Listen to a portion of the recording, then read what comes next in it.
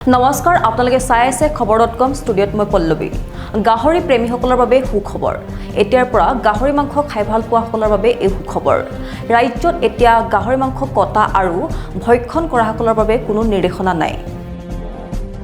গাহৰি মাংসক লৈ জিএমচিৰ জাননী প্ৰত্যাহাৰ পৰিষ্কাৰ পৰিচ্ছন্নতা বজাই বিক্ৰী কৰিব পাৰিব গাহৰি মাংস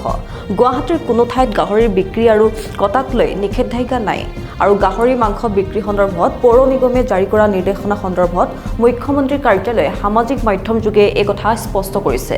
আমি পুনৰবাৰ কৈ আছো গাহৰি মাংসক লৈ জিএমচিৰ যি জাননী আছিল সেই জাননী প্ৰত্যাহাৰ কৰা হৈছে পৰিষ্কাৰ পৰিচ্ছন্নতা বজাই বিক্ৰী কৰিব পাৰিব এতিয়াৰ পৰা গাহৰি মাংস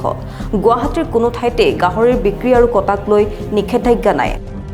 গাহৰিৰ মাংস বিক্ৰী সন্দৰ্ভত পৌৰ নিগমে জাৰি কৰা নিৰ্দেশনা সন্দৰ্ভত মুখ্যমন্ত্ৰীৰ কাৰ্যালয়ে সামাজিক মাধ্যম যোগে এই কথা স্পষ্ট কৰিছে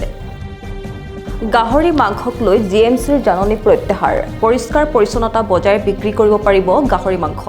গুৱাহাটীৰ কোনো ঠাইত গাহৰিৰ বিক্ৰী আৰু কটাক লৈ নিষেধাজ্ঞা নাই আৰু গাহৰি মাংস বিক্ৰী সন্দৰ্ভত পৌৰ নিগমে জাৰি কৰা নিৰ্দেশনা সন্দৰ্ভত মুখ্যমন্ত্ৰীৰ কাৰ্যালয়ে সামাজিক মাধ্যম যোগে এই কথা স্পষ্ট কৰিছে আমি পুনৰবাৰ কৈ আছো গাহৰি মাংসক লৈ জিএমচিৰ যি জাননী আছিল সেই জাননী প্ৰত্যাহাৰ কৰা হৈছে পৰিষ্কাৰ পৰিচ্ছন্নতা বজাই বিক্ৰী কৰিব পাৰিব এতিয়াৰ পৰা গাহৰি মাংস গুৱাহাটীৰ কোনো ঠাইতে গাহৰিৰ বিক্ৰী আৰু কটাক লৈ নিষেধাজ্ঞা নাই গাহৰিৰ মাংস বিক্ৰী সন্দৰ্ভত পৌৰ নিগমে জাৰি কৰা নিৰ্দেশনা সন্দৰ্ভত মুখ্যমন্ত্ৰীৰ কাৰ্যালয়ে সামাজিক মাধ্যম যোগে এই কথা স্পষ্ট কৰিছে গাহৰি মাংসক লৈ জিএমচিৰ জাননী প্ৰত্যাহাৰ পৰিষ্কাৰ পৰিচ্ছন্নতা বজাই বিক্ৰী কৰিব পাৰিব গাহৰি মাংস গুৱাহাটীৰ কোনো ঠাইত গাহৰিৰ বিক্ৰী আৰু কটাক লৈ নিষেধাজ্ঞা নাই আৰু গাহৰি মাংস বিক্ৰী সন্দৰ্ভত পৌৰ নিগমে জাৰি কৰা নিৰ্দেশনা সন্দৰ্ভত মুখ্যমন্ত্ৰীৰ কাৰ্যালয়ে সামাজিক মাধ্যম যোগে এই কথা স্পষ্ট কৰিছে আমি পুনৰবাৰ কৈ আছো গাহৰি মাংসক লৈ জিএমচিৰ যি জাননী আছিল সেই জাননী প্ৰত্যাহাৰ কৰা হৈছে পৰিষ্কাৰ পৰিচ্ছন্নতা বজাই বিক্ৰী কৰিব পাৰিব এতিয়াৰ পৰা গাহৰি মাংস গুৱাহাটীৰ কোনো ঠাইতে গাহৰিৰ বিক্ৰী আৰু কটাক লৈ নিষেধাজ্ঞা নাই